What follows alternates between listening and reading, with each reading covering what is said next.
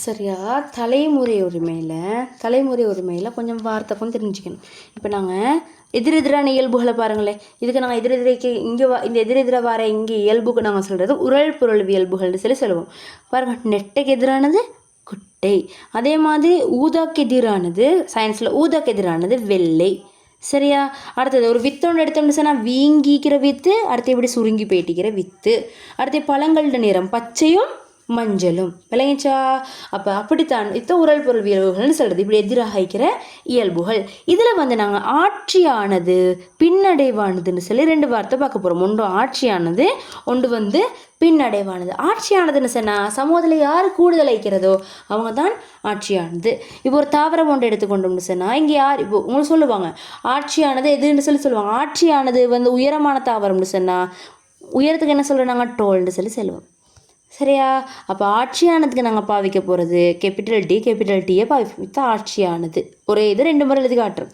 இப்போ சரியா? இப்போ குட்டையானதை நாங்கள் காட்டுறதுக்கு இவரை நாங்கள் கேபிட்டல் டீயில் போட்டால் நாங்கள் குட்டையானதை காட்ட சிம்பிள் டீயை போட்டு காட்டணும். விளங்கிச்சா? ஆட்சியானது கேபிட்டல் டி போட்டு குட்டையானதுக்கு ஷார்ட் கேஸ் போடாமல் நாங்கள் சிம்பிள் டீயை போட்டு காட்ட போகிறோம். சரியா?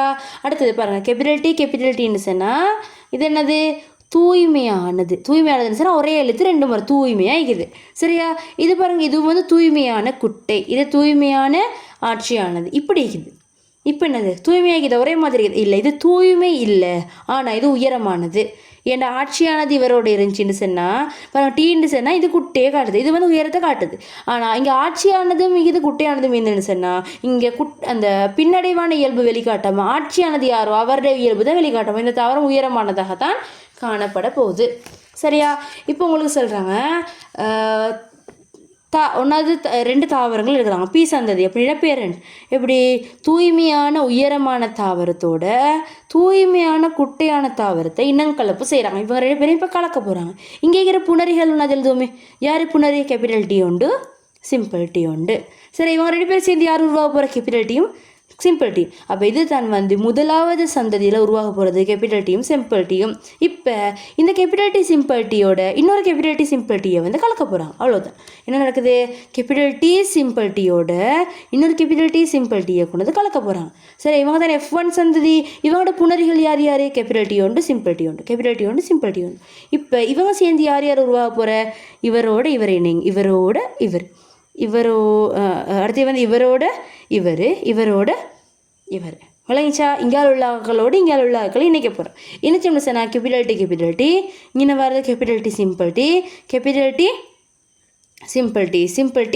டி வருது. பாருங்கள், இவர் என்னது?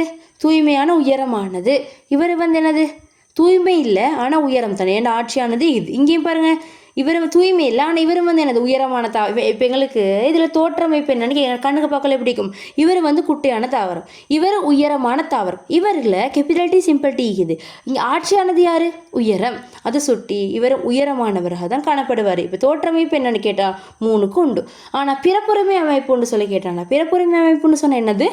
இவர் உண்மையாக பிடிக்கிறாரு. உயரம் உண்டு, இந்த தூய்மை இல்லாமல் இருக்கிறது 2, குட்டையாகிறது உண்டு. இது பிறப்புரிமை அமைப்பு. சரித்தானே? இது தான் தலைமுறை உரிமையில் வருது.